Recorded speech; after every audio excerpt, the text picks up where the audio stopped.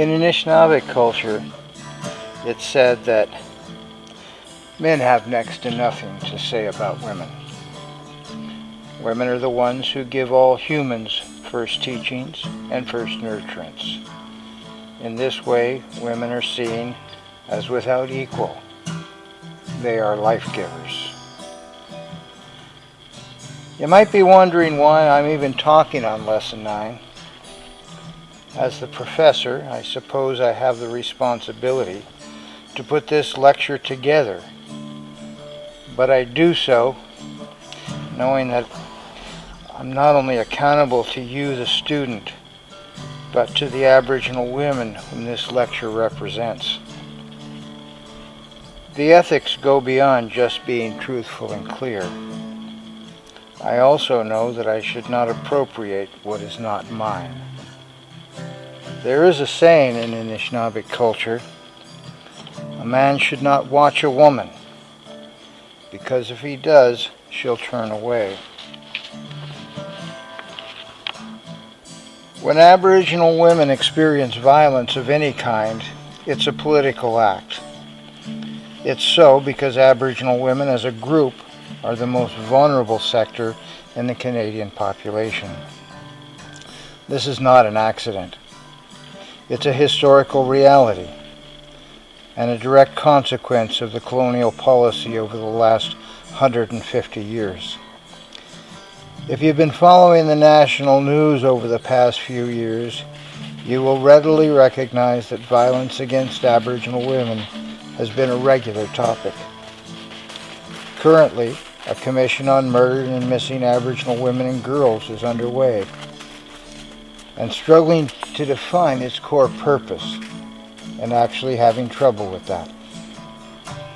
In week 9, we'll be looking at how historical colonialism has recoded male and female identities to force conformity to Eurocentric expectations and to facilitate assimilation. Colonial processes happen on a macro and micro level. While men and women experience the loss of land and cultures equally, they interface with colonial processes in a very different way. This lesson will examine how Aboriginal women have become the most vulnerable population in Canada. We'll also examine contemporary emergence of Indigenous feminism and the role that modern Aboriginal women play in processes of decolonization. Throughout this lecture, women will be doing the talking. I will be quiet, not because I've turned away, but because I don't want the women to turn away.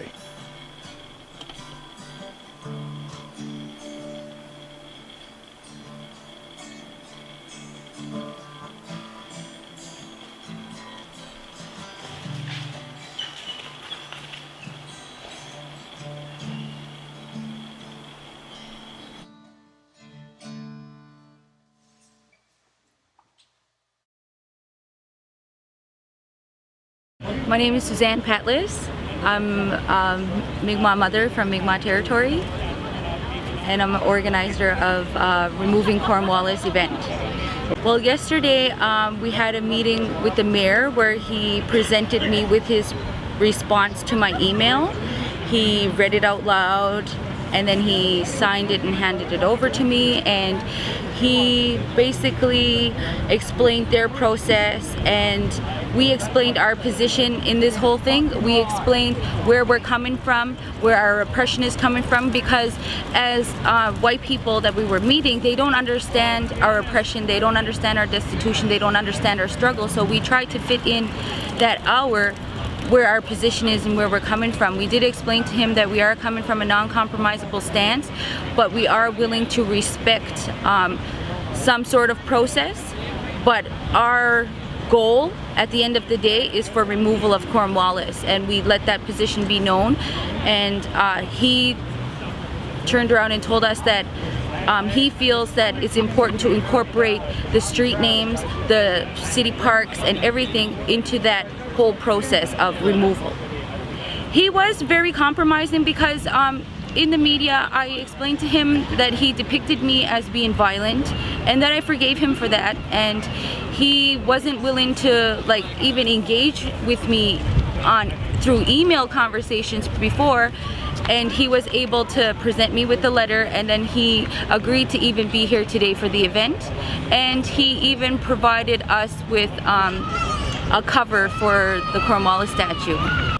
We just don't know what can happen, but we're coming together to have a ceremony to remove him, and we're going to hear from the elders on what they think, the residential school survivors, on how this legacy of this statue has impacted them. This statue represents genocide, hatred, and bigotry, with not only in Halifax but all across Canada, North America, and even into Europe, because he was involved in all of these areas politically, and now people are sending that message out there, that the same message that Cornwallis was stating in the 1700s. They're stating that no wonder there were scalps on Mi'kmaq, there was bounties on Mi'kmaq scalps. No wonder the Mi'kmaq people were oppressed, and that we deserved what we got, basically, is what they're trying to say. And they're trying to say that imperialism and colonialism is what should rise above everything at the end of the day. And we're saying, no, we need to decolonize.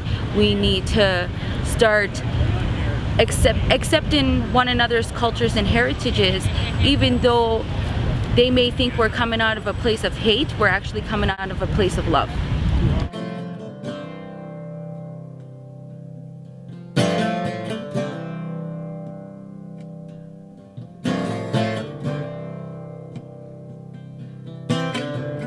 I'm Trina Roach, and I work for APTN National News.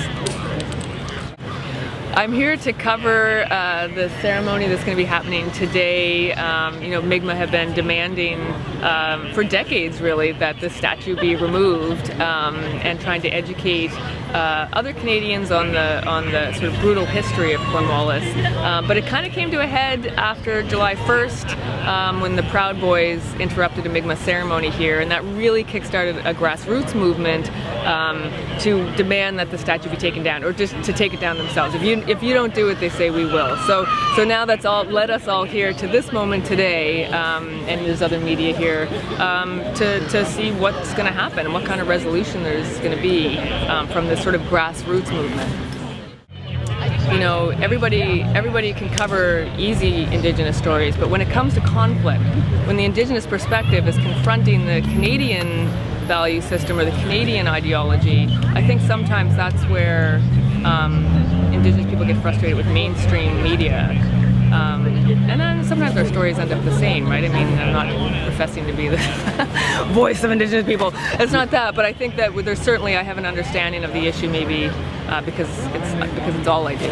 I think that this is great if students can learn, because I think that this is an education piece. So if it's good for everybody, to open our minds and understand history as it really happened, and not what you got in a textbook. So, it's good. Thank you.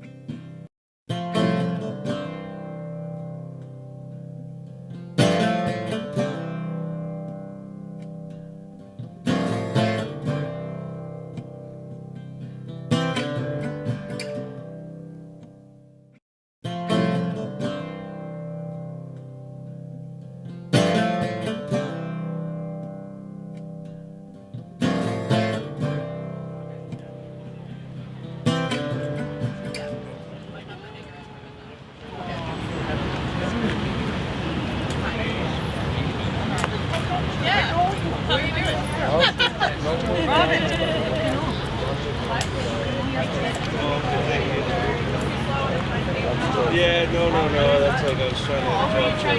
Obviously I didn't know she was like older, and she was just very dismissive. I was just kind of put off because it's like I'm just ignorant on the subject. I'm just trying to get information, and the lady, Hey. Yeah, I'm not here on one side or the other. I just, yeah. Hey, no worries.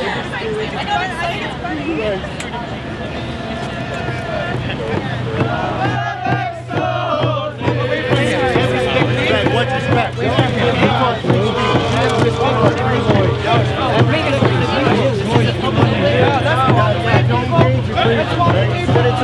Don't gauge it. Take it down! Take it down! You have your voice. You have a whole group. You have a whole group here with your voice. You're allowed to have that voice. Well, then But let I'm us have also that allowed to have a voice. This is destruction. This will only create more division. This will only create more tension. This is what it will do. There's no division here, you're the only one. Don't speak to him. Don't speak to him. Don't Blasic.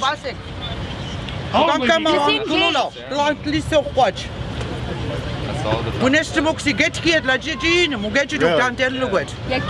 don't care about He's a the drunk. ceremony. That's your thing. Go do your ceremony. Am I physically stopping you from doing your ceremony? No, would I? No, I wouldn't. That is disruptive.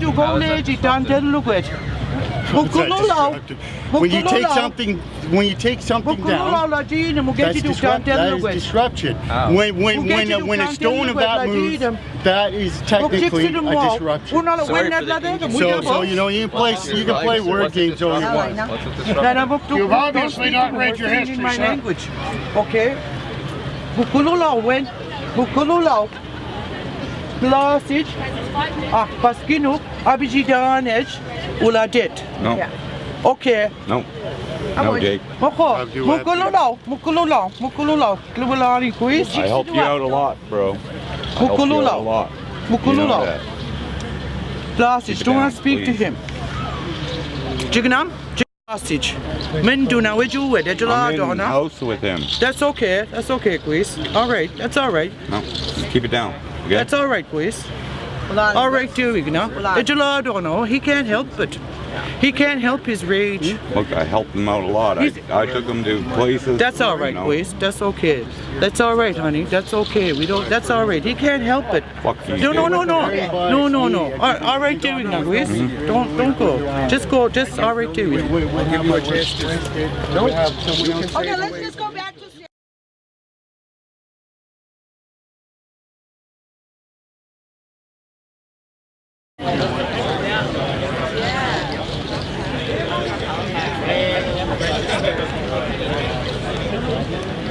People, friends, thank you so much for being here today.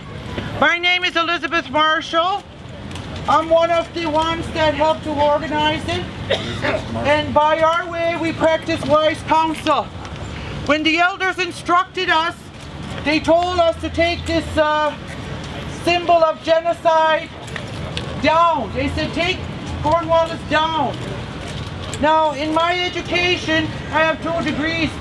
So I interpreted that to mean we're going to take him down like they took down Sudan. Right?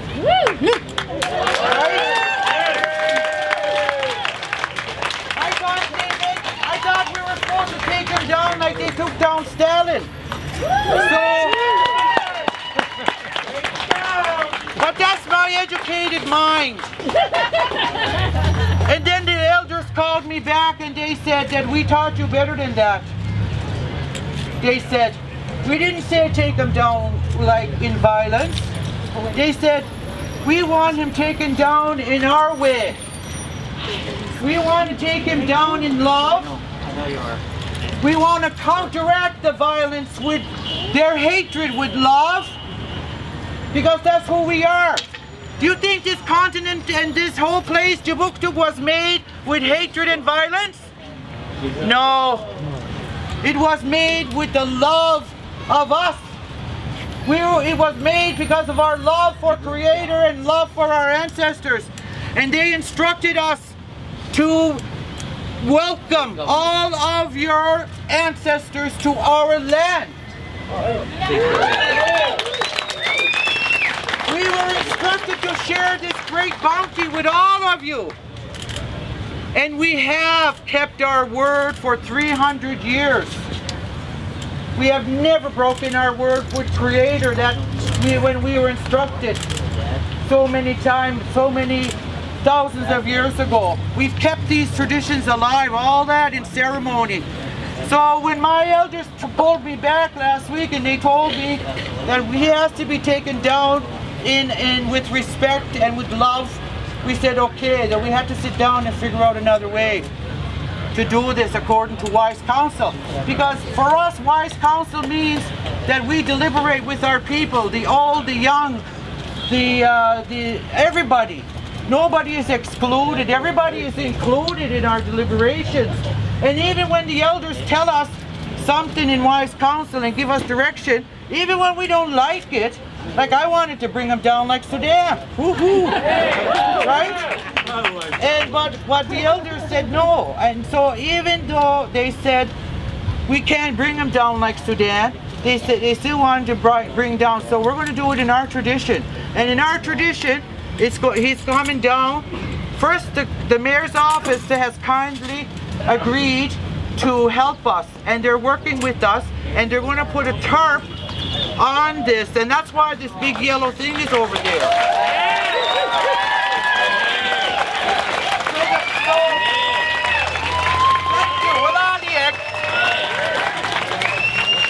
So once we cover this man in, we're going to bury him because he's being kept alive with hate, and that's not fair to his spirit, eh? No, we're going to send him. We're going to send him where the Creator wants him to go, but we're going to end his spirit here today. We're going to take him down with love. We're going to take him down with ceremony. We're going to take him down with prayer. We're going to do it with tobacco. We're going to do it with song.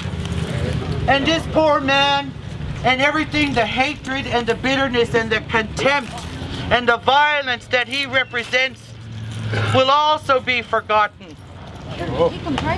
And we're showing the world now who we are. We're the peacemakers. We showed them how to live in peace. We showed them the way. They couldn't figure it out on the other side, did they? They had everything. They had every resource in the world, and they couldn't figure it out. They came here, and we showed them how to live in peace. We showed them how to live in equality, in brotherhood, and in love. Mr. Ouagadougou is here on his own behalf as our relative. He doesn't represent any political body. We have our elder here, Isabel Knockwood, who is a residential school survivor and one of our elders. I'm going to hand it over, and I want to tell you guys, I love you all very much. I love you too. Thank you. I love you all.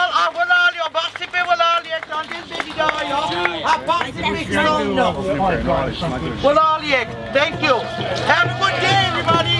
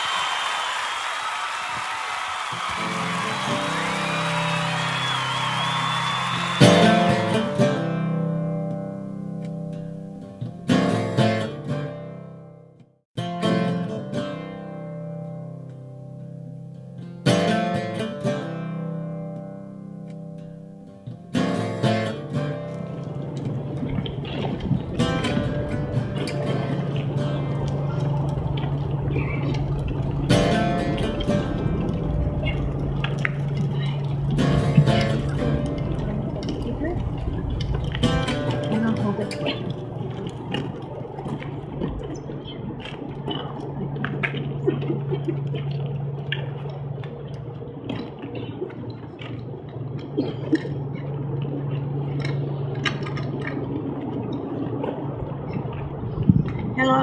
my name is Eleanor, and this is my granddaughter Sky. We are here tonight to ask you to remember my daughter and Sky's mom. Nicole came into our lives when she was 14 months old. Nicole is Aboriginal. On October 2nd, 2003, Nicole was viciously stabbed in her apartment in Winnipeg and died on October 5th, 2003. As of today, no arrest has been made. 14 and a half years wondering who took Nicole from us. A department was opened in Winnipeg called Project Devote. 18 cold cases were reopened, and one was Nicole's. After 14 and a half years, when the phone rings, I still think maybe it is homicide in Winnipeg. No, but maybe tomorrow. Please remember Nicole's children, Raven, Sky, and River, and myself, as we wait for the phone call that will tell us that an arrest has been made. Thank you.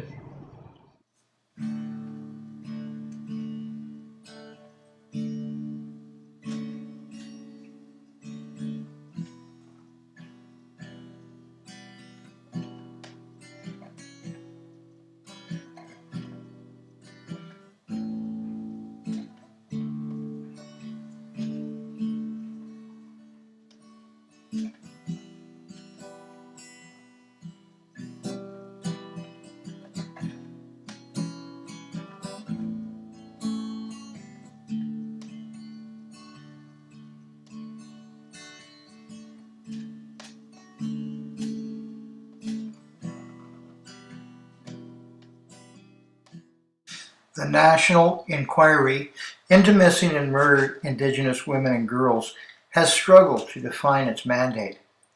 It has come under harsh criticism from both supporters and detractors alike. Recently, the inquiry has begun the process of hearing directly from families.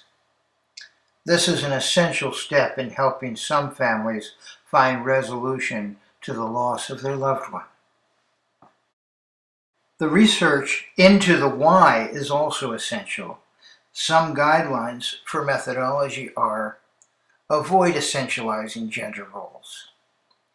Also, to understand the gender roles of Indigenous women, we need to look to the Indigenous economies of the past. Also, gender and sexuality, although not exclusive, must be considered within their own context. And finally, a comparative analysis, for instance, between men and women, is always measured within a shifting paradigms.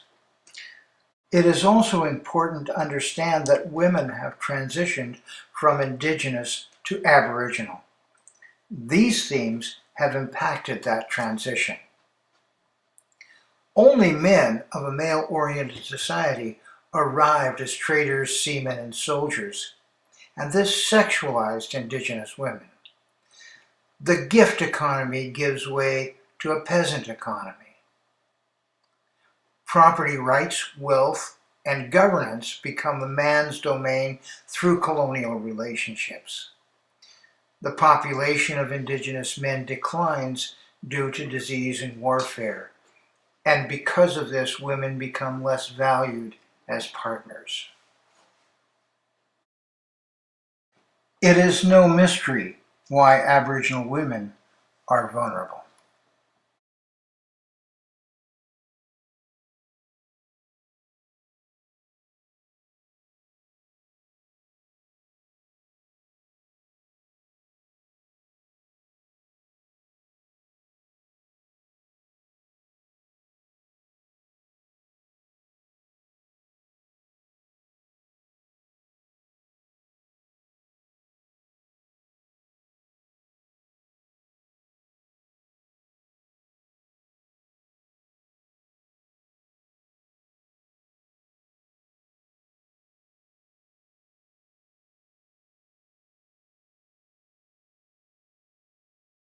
The following tables were produced by the RCMP to track the phenomenon of missing and murdered Indigenous women and girls.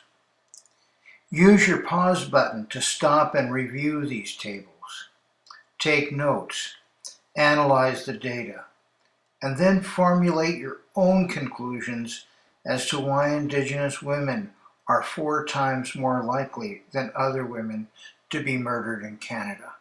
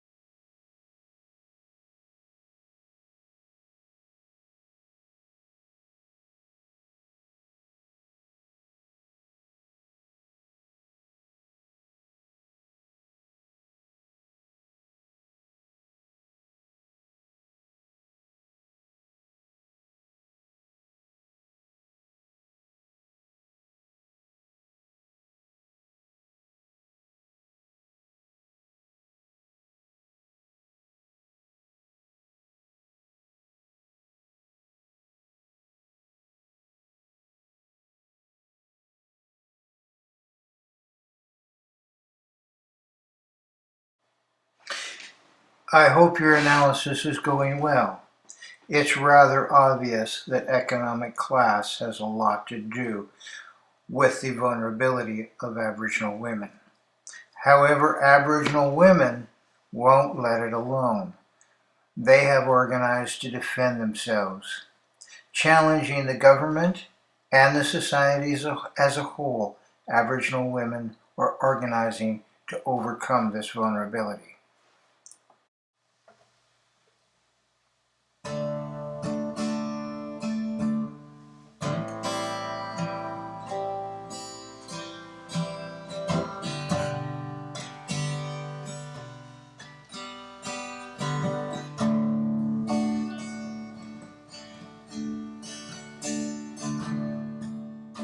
Well, yeah. As I said, when I started doing grad work, I mean, I was obviously and automatically drawn to women's issues because of my own experience, and in 2 ways. One of them, which was well before I ever went to university, which I was 31 when I went to university, I had experienced abuse, right, in relationships, and so that predisposed me. The second thing I struggled with in being involved with the urban community in Toronto, which is, I think you could characterize some of it as straying into a kind of fundamentalism, because so many people didn't have language, and so everybody was very sort of slavish about following the culture.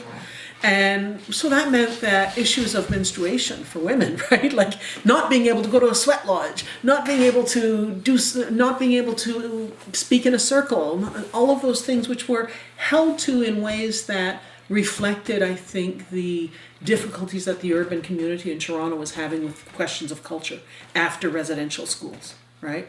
And the 60s school. So there was an awful lot of what we call born again traditionalists. So that made it difficult. I think you may recall really angry, right? I think when we went to the women's prison, and we got there first. We were supposed to try and do a grand entry, which we didn't do as women's drummers. We don't do that kind of music. And they were late, and when they showed up, they set up and took over the whole day. And they stopped playing 20 minutes before the end. I mean, even when they went for lunch, they kept 2 guys playing.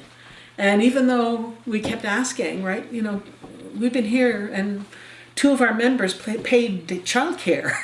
You know, we left Toronto at 7 in the morning, right, to get here. This was in the women's prison, yes.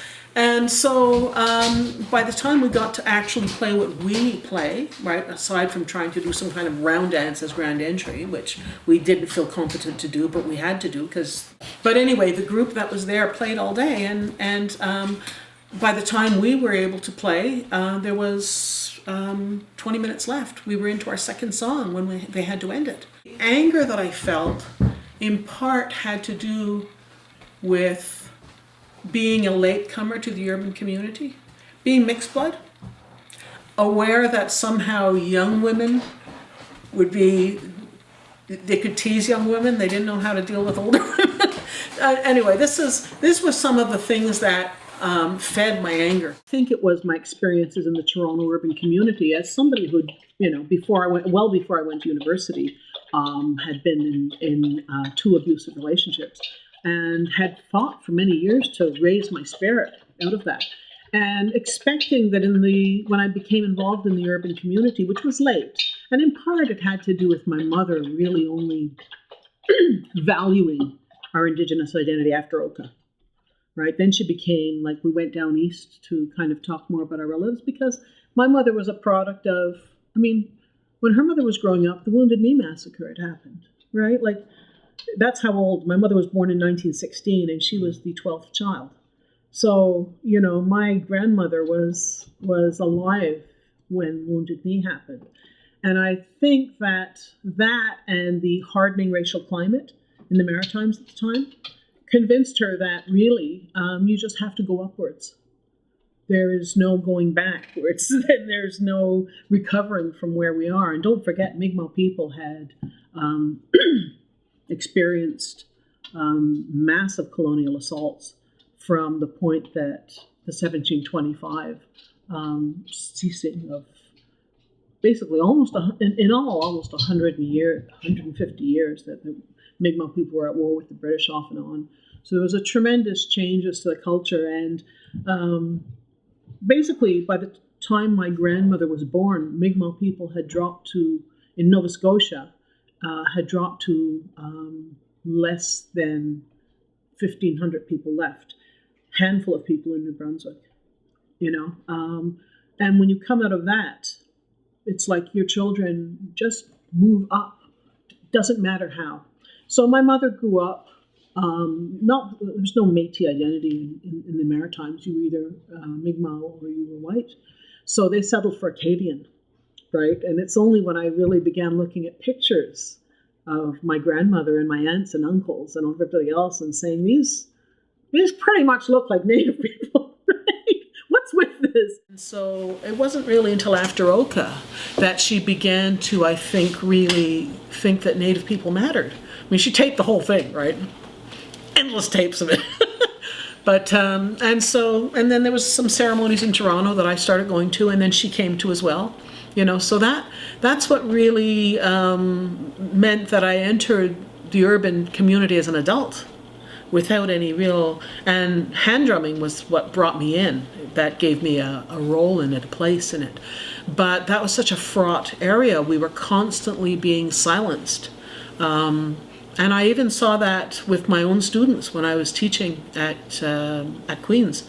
I remember we went to play at Fort York or Fort Henry? What is it? Fort Henry? Fort Henry, yeah. At a Fort Henry event, and we were starting to drum, and then the MC started talking right over us. And I was angry that I had experienced that for years, of being silenced in various events. And then I saw it happening to my students. So there was always an anger. And it was only when I got involved in Eastern Ontario, like the kind of sweat lodges that you had, which weren't as rigid. Put it this way, I think in Eastern Ontario, people are less frightened about the white wannabe syndrome. I mean, you can't go to a ceremony if you're non-native in Toronto. So, you know, I was accepted at ceremonies, but I was always aware that, was I good enough, right? But also all of the issues, the way that gender were enforced. it reflects the effective residential school that so many people in the city were a little bit fundamentalist about. They were a bit born-again spiritualists. By comparison, when I took a load of Queen students up to, I remember Four Directions paid for them to go to Winnipeg to an Indigenous philosophy conference. And I mean, this has to do with some of the way teachings are taught. We all went into this Thunderbird house. I was still younger then. I started my period then. And so what do? I'm responsible for 5 students. Am I supposed to stay out of the circle, out of the house, out of what is the role? There was no real, all it was you step out. So can I enter the house? Like, when you're a woman in those situations, you really, every place has to tell you, right? It's not like there's a moon lodge. You go to the moon lodge. You will have a helper to make sure that the students you're responsible for are okay, you know? I mean, let's face it, they leave, where do they go? They may decide to go out and then they're in Winnipeg, downtown. So I remember finally approaching an elder with tobacco and saying to him, so this is my situation. What do I do? Do I go outside? Do I, you know? And he said, listen, I have 5 daughters and I live with my wife. I said, he said, if the medicines were being damaged, I couldn't live with them. I would have to have my own house, right? As an elder. In other words, when you speak the language, he's Saulteaux, right? He's fluent in Ojibwe. Everybody, he lived in an Anishinaabe world. So these issues weren't as important. Yeah, there'd been teachings that obviously you don't step over a man's weapons, you don't get involved with his hunting things if you're menstruating, but all of this strict protocols that were being thrown at us all the time were a function, I think, of loss of culture in the urban community. So that all made me really, women are important, Indigenous women, right? In a personal way that wasn't an empowered way. I really felt strongly that to talk about Indigenous women academically in a context where Indigenous nationhood, not in a political sense, but in a real sense, the realities of Indigenous peoples were so unacknowledged. So I didn't focus specifically on Indigenous women in my studies, except that because I focused on the regulation of Indigenous identity, gender had to play a big part, right? So I think that was the part that made me known as focusing on Indigenous women, but not in the way that scholars like Kim Anderson, and she explained that her sense of the importance of Indigenous women came when she had children. And she really understood what a gendered identity meant. But as a single woman who's never had children, that gendered identity didn't hit me. So while I struggled to address the inequalities in the urban community that I was experiencing and learning how to understand them and rise above them, right? And understanding the role that gender played in colonization. I think probably because womanhood, in the sense of having children, never occurred to me, right? It didn't happen to me. So for that reason, I've always vacillated between focusing on Indigenous nationhood and how gender works with that, you know? I think that because Indigenous women basically were responsible for the land, even I think even for Anishinaabe peoples, men hunted. It was women who basically were responsible for the community, if you like. And in places like, with the Iroquois Confederacy people, the Haudenosaunee, the women actually controlled the land. The men married into another clan's family, female-led clans, and the rest of it. So regardless, and I think those were the people that the first legislation came from. It was their contact with Mohawk peoples, right? The colonizers contacted Mohawk peoples and Anishinaabe. And I think the role of women in Anishinaabe communities was strong. It's something that I think is still being sorted out, and it's something that I don't speak for because I'm not Anishinaabe, right? But I know that the role of women was central, and that for that reason they were cut out of the treaty-making process. The various legislations that happened before the Indian Act were also about defining Indianness in ways that gradually it became along the male line. So that, for example, in 1869, the first legislation that meant if you married a non-Indian, you became a non-Indian, right? And that was in place for 113 years. And once everything was gathered together into the Indian Act and Western Canada was involved, that became even more intense. So there was the Indian Act. There was also the 1869 legislation where women lost their Indian status if they married could be an American Indian, could be anybody who was not legally an Indian in Canada. That legislation also removed them from any political role in their communities. And Christianity, of course. The missionaries were so heavily involved in Eastern Canada, right? Because that was the terms of colonization, that you accept missionaries, you accept trade, or a just war. The missionaries were, central to teaching that the woman must cleave to her husband, which really inverted the role, right?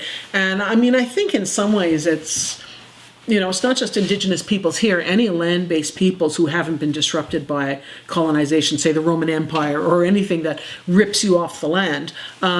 Basically, women give birth. They're the line, right? You can talk about later, the insistence that the male line gets, which means controlling the women, so that you can ensure that your line is in the woman's line. But yeah, so Christianity was really central to lowering the role spiritually of Native women, right? So if you add the missionaries and the very patriarchal mindset of the British, then you have a massive inversion of the relationships that I think in Indigenous communities were usually the child in the middle, the mother, the elders, the men, right? In terms of defense. And that the center then was the women and the children. So destroy the role of Indigenous mothers. And you can't even justify residential school without saying that those mothers are not fit to raise them, right? And that was heightened again with the 60s scoop.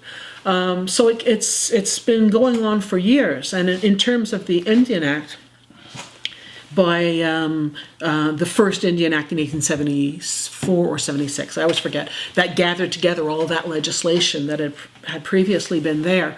They really insisted on the male line only, so that an Indian woman was someone whose father was an Indian or who was married to an Indian, which removed any control over Indigenous nationhood. The woman defined the land, the woman defined the children, and we see that residue now. The involvement that Lynn Gale's been involved with a lot with unstated paternity.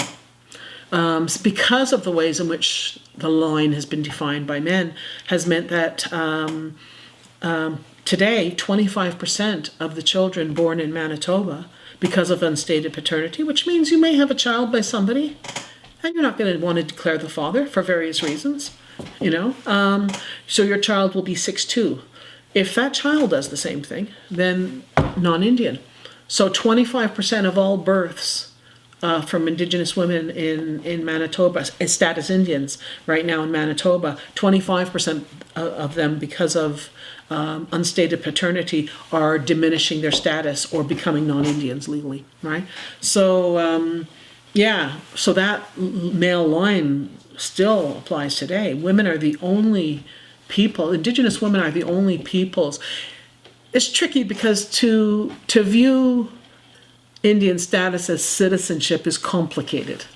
But given that Indian status at present determines membership in communities in a real sense, A lot of people will allow non-status people to stay, but they can't live there because there's no funding to allow them to live there, right? So if you accept that in some degree Indian status matters then and represents a kind of citizenship, right, albeit a colonial one, Indigenous women are the only women in the world, I think, who cannot pass, who being of that citizenship cannot pass it to their children, right? Which is a tremendous human rights violation. In Toronto, I was learning Mi'kmaq language. A lot of different things happening, doing drumming, getting all that gendered blowback that was difficult for all drummers, right? It was partly because of drumming being my entry into the community, and women's drumming was viewed as an affront to the traditional way at the time. And because male drummers played such a strong role in communities, right? Their noses were out of joint. So while I was doing that, I was also involved with Andayon. Andayon, it means our home in Ojibwe, and it started off as a Native women's shelter, being the oldest, or the second oldest. It used to be, I think, it was first of the Y for Native people, and then they became Andayon. As a shelter, it was, I think, the second oldest in Canada. So it was a shelter on Spadina, and then Andayon expanded. They acquired second stage housing called Nikanan, and I think that also is a Cree word for home, you know. And they had second stage housing. And they had a daycare there, an Indigenous focused daycare, you know, where kids could learn culture and language. And finally, they had a program called Nimisak, which is Big Sister, in a lot of languages, including Mi'kmaq, right? So Nimisak is our Big Sisters, and it was a program for survivors of childhood sexual abuse. And then they also acquired the crisis center, because there was a 24-hour crisis line, and since Andayon was open all the time, it made sense.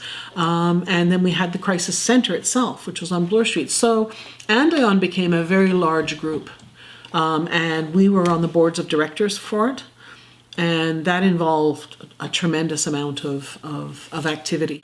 A child died in the shelter, and the terms of where that was not often understood was that until then the workers had assumed that women did not want to harm their own children. We lost funding, we were written up terribly, and even some other organizations got political capital that were a little bit in rivalry by saying, well, that would never happen with us, right? You know, so that threw the organization into crisis.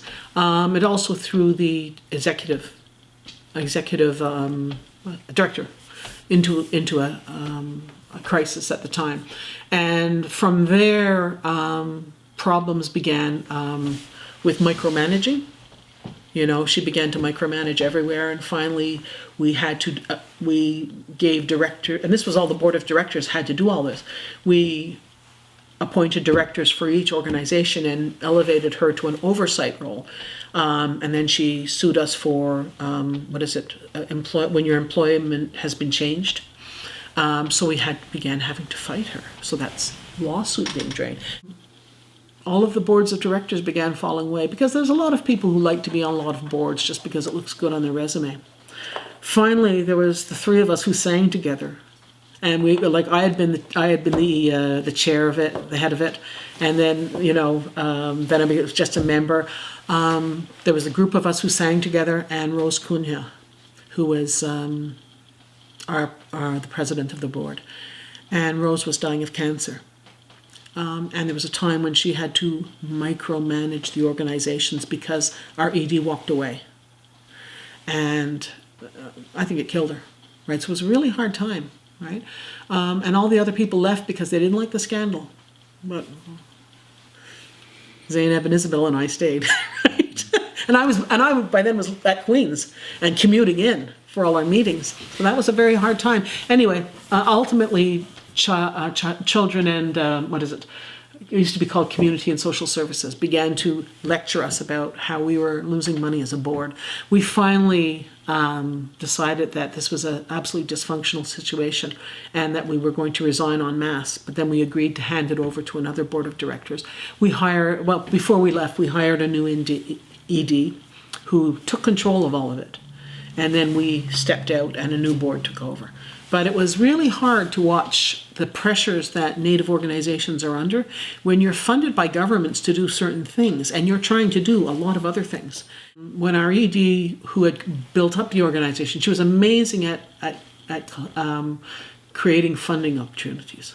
So that's how we managed to acquire buy and renovate a second stage housing, to have Indigenous language daycare, to have a program for survivors of childhood sexual abuse, and to run a crisis center and keep the 24-hour crisis center open. All of that fell away gradually until we were just the center, the second stage housing, and the daycare. And even the daycare, because of the hardship of Indigenous peoples in Toronto, whether you can get a stipend to pay for your daycare, we ended up having to rely on a lot of non-Native children in there. And unfortunately, we also couldn't pay for the language, etc. So it all became stripped down from something that was large and important. And in part, it was the relentless pressures from governments, the oversight after the baby died in the shelter, the need to change everything, the need for the board of directors to implement local management, to give them more autonomy, to actually ensure that everything in each site was running well. And then the weaknesses of people who had built it, who had their own, like so many generations of the leaders who were born in, who basically created the urban organizations and a lot of staffing, a lot of the political territorial organizations, the tribal councils, all of the ways in which sobriety movement, challenging people around sexual abuse, all of those things. These were all survivors of residential school who are creating and building these organizations. I think there's a few things. I mean, first of all, on reserves, the deliberate excluding of women in political roles for years has meant that it's been normative for the men to do those roles. And in some ways, I think it also can reflect, don't forget, through residential school, a kind of a dominant culture, masculinity being pushed on Indigenous men to a greater degree than perhaps before. The gender relations that became upheld where, well, of course, I'm a man, I should be in charge, and that was not the way that Indigenous men had been, right? So I think the combination of the schooling that people got on and the ways in which on reserves Indian women had been pushed out meant that, the political power, but the grassroots power in reserves was always women. In the cities, the rise of women, I think, reflected a few things. First of all, more women than men were going back to school because a lot of people, like myself and a lot of other Native women, we all go to school late. Unlike myself, they often do it with 3 or 4 children and then are raising their grandchildren while they're going to school. So that's happening. I think the role of Indigenous men in the city, Indigenous women would come to the city for different reasons. Sometimes to go to school, often in the earlier generations because of loss of Indian status. And I say that's ending because, intermarriage no longer means loss of Indian status. Both what Harry Daniels called the Abbotside Bill. Now, both men and women, their children will lose status, right, depending on who they marry. But that whole wave of women who year after year after year lost Indian status and could not live in their communities had to come to the city. And frequently in the city, they did the networking. A lot of women I interviewed for my book, Real Indians, mostly I interviewed women because my connections were all women, right? I think I interviewed 8 men and 32 women. Give you a sense, right? But anyway, the women in the city often were the ones who did the informal stuff. So they would network with other women, and they would basically open up their homes. So whenever anybody came to the city, they would stay at someone's house, and gradually people formed the Native Canadian Centre out of that, and they formed the Native Women's Resource Centre out of that, and they also did the other organizations, right? They encouraged the formation of Council Fire, and all of the other ones, because their first concern was not women, their first concern was community, right? So that's why the Native Canadian Centre was built first, because it wasn't a gendered one, it was for everyone, right?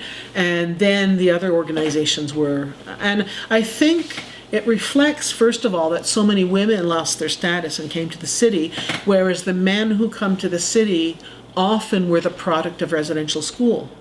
And being lacking, as I say, the inculcation of a mainstream masculinity that they can't live up to.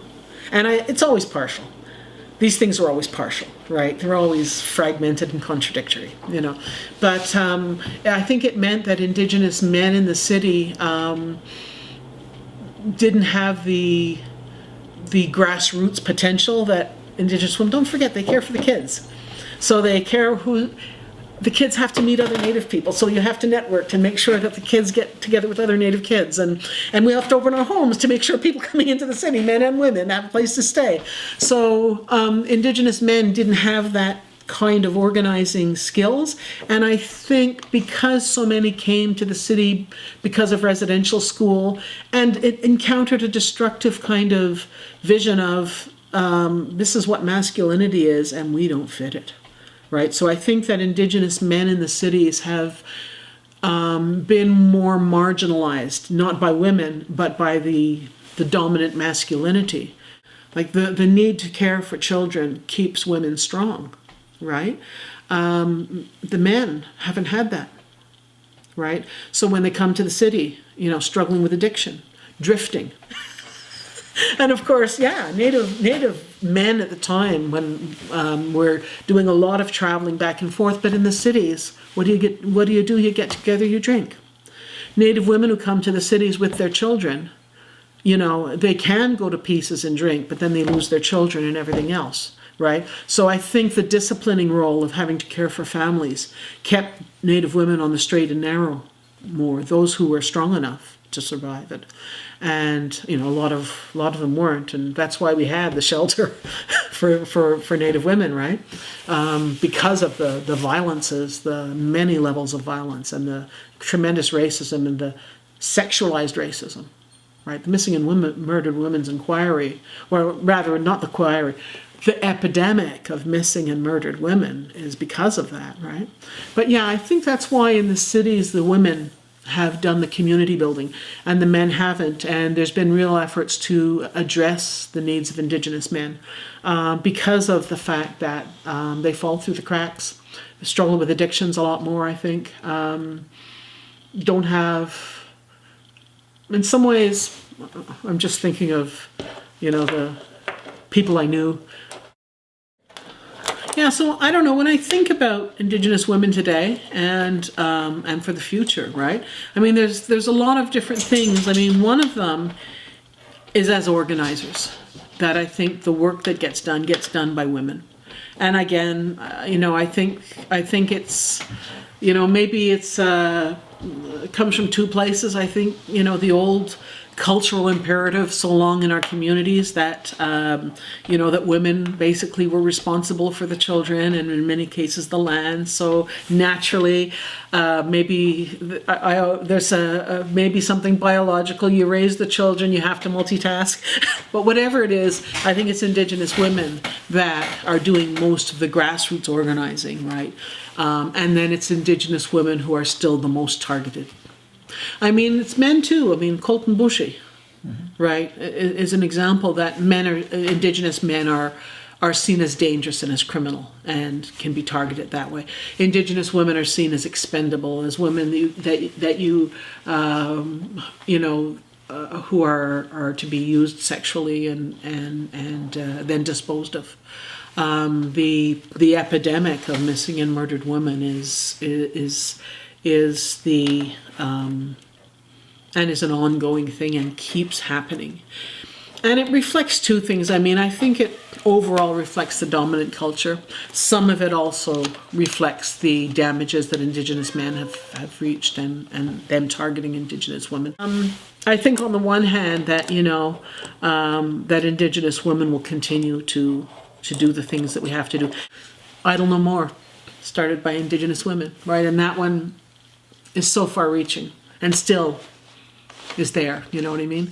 Then the local activism that women do, the community defense and protection. I mean, it shouldn't be women doing community defense. The good thing when Indigenous men listen to women and do the defense that they should have been doing, right? But if they do, it's the women who will start it. I think definitely in reserve communities, all of those northern communities that never reach the news, that it's women, the fracking in Elsipogtog. It was, I think, women who did it. Oka was women, right? The original protesting against the golf course was a group of Mohawk women, and it went on from there, right? So I think that role that women continue to play as community organizers and grassroots organizers, both in just maintaining communities and in the hell with this, right? We got to do something about this. Continues to be done by women. So I think that the women are central.